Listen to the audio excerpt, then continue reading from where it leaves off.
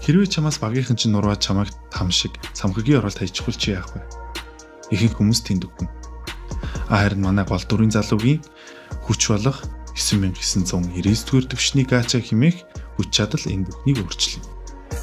Тэгэхээр өнөөдрийн аним тайлбараараа та бүхэндээ 9999 төвшний гача хэмээх нэртэй нэгэн шинэхэн анимыг ярьж өгөхөд бэлэн болсон байна. За тэгээд гадаад нэрийг энд оруулчихъя. За тэгээд энэ аним нь Японы GC Step хэмээх маш алдартай аним студийн нэг хийсэн 2025 оны 10 дугаар сарын 10 дугаар сарын 3-нд анх нээлттэйж гарсан шинэ аним байна. За 12 ангиас эхний сизон бүрдэн. Тэгээ та бүхэндээ эхний сизонг нь ярьж өгөхөд бэлэн болсон байна. Тэгээ маш их судалгаа хийлээ. Бусад YouTube сувгууд ярьж байгаа хүчний анимуудаас илүү шинээр гарсан тажгүй чанартай анимыг ярьж өгье гэж бодсон. Тэгэхээр энэхүү аним нь бас сонирхолтой. Тэгээд зураглал чанарын хувьд ч гэсэндээ надад таалагдсан учраас та бүхэнд бас таалагдчих магадгүй гэж бодоод ярьж өгч байгаа шүү. Тэгэхээр манай бичлэгийг дэмжиж сувг дээр минь лайк дараарай. Мөн subscribe хийгээрэй. За тэгээд олон юм ярилгүй бичлэгт орцгоё.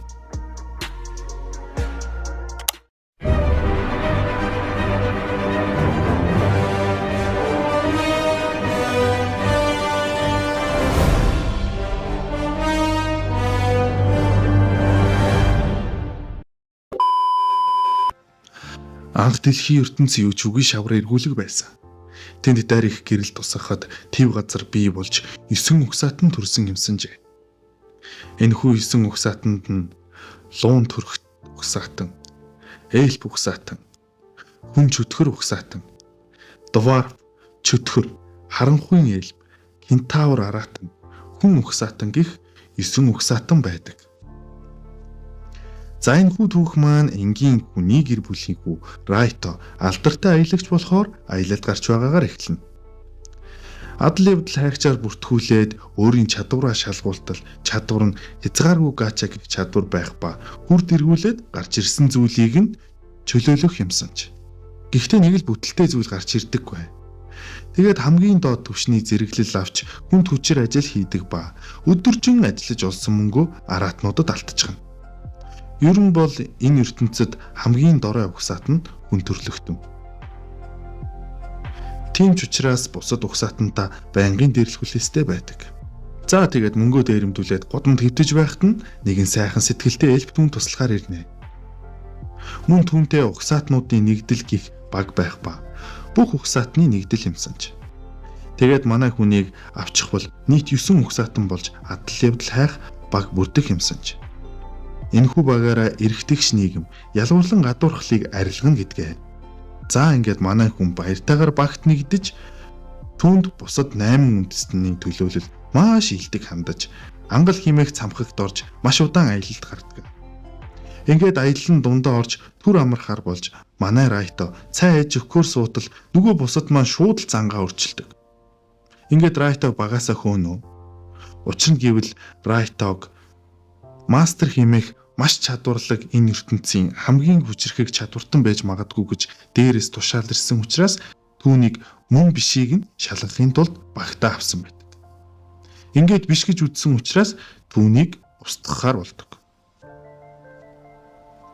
За тэгээд бүгдээрээ муухай хандаж анханасаа жүжиглэж байсан нь илт болдог. Ингээд биш гэж үзсэн учраас ангалын хамгийн гүн хэсэгт авчирч хөнөөхөр болсон байдаг. Ингээд манай хүнийг бөөндөө нийлж байгаад бараг л алах төгтөг. Яг өгөхийн даван дээр манай хүн хөлөөч ирж мүлхэж яваад шилжүүлэх тойрогт ороод ангалын хаан чим шилжээд очиждаг. Тэй тропик. Игас гару.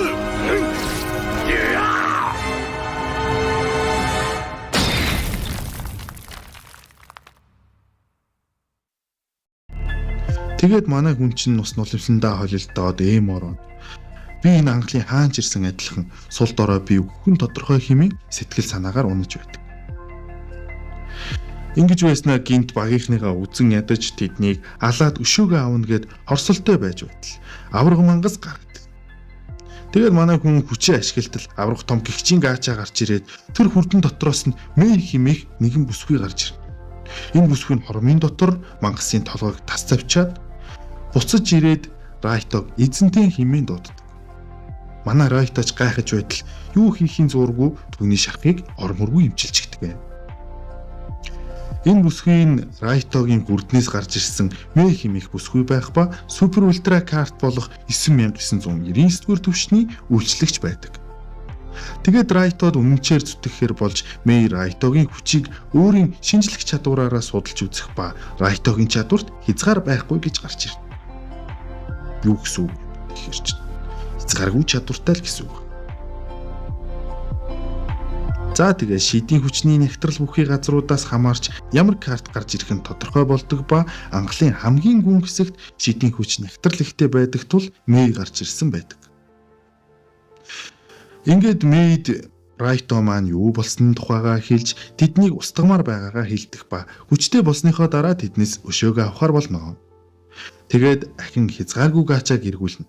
Ингэснээр хав харанхуй ангалын эрол гэрэлт хучигдаж түүний өшөө авах түүх эхэлнэ. Зя 2 дугаар анги маань 3 жилийн дараах ангалын гүн хэсгээс эхлэх ба манай Райточ нь бүр супер гихчийн ордон сүртэй гихчийн хувцас тайг хэдэн 10 үйлчлэгчтэй болчихсон. Бараг л ангалда бага хэмжээний хот босгочихсон. Тэднийхээ хаан нь болчихсон байдаг. Мөн түнд Аоюки, Эйли, Назуна мөн Мэйг оруулаад Порнайн химээх хүчрэхийг туслахууд Жак химээх түнд тусалдаг тулааны урлаг заасан багш гээд олон үнэнч туслахуудтай болсон байх ба манай Райтогийн хүчинч нилээд сайжирчихсан байдаг. За ер нь энтхийн бүх ард иргэд үйлчлэгч нар нь манай Райтогийн хязгааргүй гаачаагаас гарсан байх ба Райто эдэн дундаа бол жинхэнэ одно. Ямар сайндаа л бүгдээрээ Райтог ойрхоноос чулуу харахыг хүсэж үнэрийн чултгаа үнэрлэхийг хүсдэг юм да хөр хийсэн. Ер нь бол тэгээд хоорондоо эзэнтний булаацалтаад үзэлцээд л байдаг гарууд байна дөө. За тэгээд манай Райтогийн хүсэн хүлээсэн үе нь одоо л ирж байна. Тэр нь юу юм бэ гэвэл өшөө авах. Эхний байн тодорхой болсон байх ба Гару химэх түүнийг хамгийн ихэнд дээрлсэн аратан чон. Ингээд өшөө авах бэлтгэлээ базааснаар 2 дугаар анги маань өндөрлөн. Та харин 3 дугаар анги маань бай болсон Гару буюу 3 жилийн өмнө манай хүнийг алангаа алдсан аратан чон уушийн газар архитэн согтурч хідэн далдгууттайгаа сайрхан өөрсдийгөө магтаж байх ба манай Ройтогийн үйлчлэгч Мэй хурч ирээд Райто самаг хайж байгаа. Тэр бол язгууртан угсаатны хүн байсан юм. 3 жилийн өмнө алга болсон, цамхагт алууссан гэж сонссон. Намайг тийш нь хүргэж өгөөч гэд нөгөө хэдийг чин дагуулan цамхаг руу явна. Манай Мэй ч худлааж үжиж сулдороо мэт ажиллана. Харин Гару дотроо янз бүрийн адны бодол тээж цамхаг твэчээ түүнийг ална гэж бодоод явж байлаа. За тэгээд зорьсон газараа ирж Мэй маань жинхэнэ төрхөө гаргаж нөгөө хэдийг чинь яг алах гэж байхад нь манай Ройто гарч ирээд зогсооно. Гаруч Райтог амьд байгааг хараад бүр шок. Тэгээд урдын адил сул дорой байгаа хэмээн алгаар дайрах хэдийч Мэй хормын дотор хоёрын толгойг мөрөн дээрээс нь унгахчихв. Тэгсэн Гаруч муу сул дорой амтэн миний төвшнийг хар гэд харуултал 158 дугаар төвшөнд байд. Тэгээд бөөндөө Райтаар руу дайрагч манай Райто бүгдийг нь хитгэн зохиод л унгахчихна. Гаруч бөөн уур болоод өөртөө байсан нэг нууц хөзөр шидэд мангас Фенрилийг гаргаж ирнэ. Төвшин нь 500. Тэгсэн манай Райто хит сул дорой байна. Би эндээс алхамж хөдлөхгүй. Наад сул дорой мангасаараа ялаатах гэд хөдлөхгүй зогсдог. Мангас Райто руу дайрагч яагаад ч хүү зогсож байд. Тэгээд одоо л нэг ойлгож байгаа бололтой хідэн туслахууд нь айж эхлэх ба манай Райто наад хулиг Фенрилийг чинь оронд жинхнийг нь та нарт харуулъя гэд өөрийн хязгааргүй гаачаагаас гаргаж ирсэн анхдагч Фенрилийг дуудаж гаргах ба тэр нь гарч ирээд нэг үлээгээд л хулиг Фенрилийг алга болгож. Анхдагч Фенрилийн төвшин 9000. За тэгээд манай Райто өөрийн төвшнийг харуулах ба 9999 дүгээр төвшөнтэй байх ба Гару бүр итгэж ядам.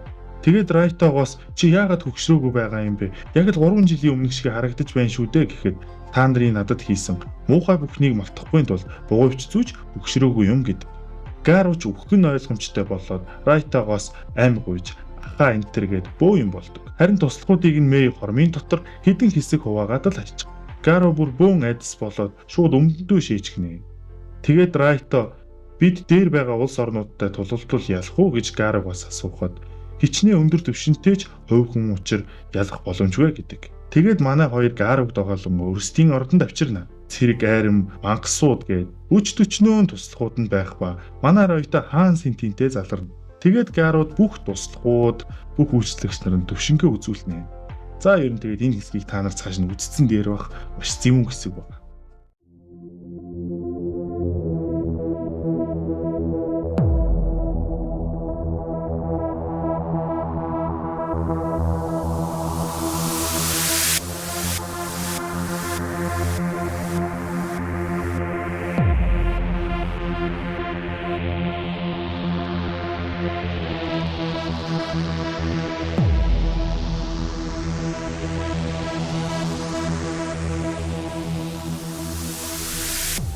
Эндээс харахад бүр хамгийн доод талын түвшин гэтэл 1500 байдаг. Энэ нь ер нь байж боломгүй зүйл л дээ энэ ертөнцид. Тэгээд дахин асуунаа. Бид дэлхийг эзэж чадахгүй гэж. Тэр үед Гарав хэд их хайснаасаа болоод тэр доороо ус сахалн бууралдаа өгширч. Тэгээд Райтог маань мөнхлийн бурхан байна. Та энэ ертөнцийн бурхан болох гээ юу хэмээн айж ядан асуухад Райто маань энэхүү гүлэрнэ. Ками. それも悪くない。隠された真実、それが正しいのか、いびつな悪か、それ次第で僕は全身に悪者にでもなっている。このギフトで富と恩恵を与えるものか、死と絶望の猛毒を与えるものか、僕がどちらの与えるものとなるべきか、世界に問いかける。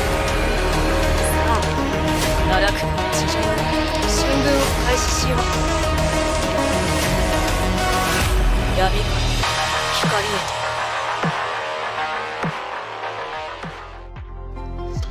За ингээд эхний 3 ангийг та бүхэнд ярьж өглөө. Ямар санагдсан бэ? Комент хэсэгт сэтгэлээ бичээрэй. За тэгээд үргэлжлүүлээд 3 ангиар нь дахиад 3 парт гаргаад энэхүү анима дуусгана. Дараагийн анима бас бодоод байж байгаа манайхаа. За тэгээд биднийг үргэлж дэмжиж лайк дарж үзэгчдтэй маш их баярлалаа. Шинээр орж ирсэн үзэгчд маань лайка дараад subscribe хийгээд манаас үгийг дэмжээрэй гэж хүсэж байна. За тэгээд дараагийн имчилгээр уулзтлаа. Дүр баяртай.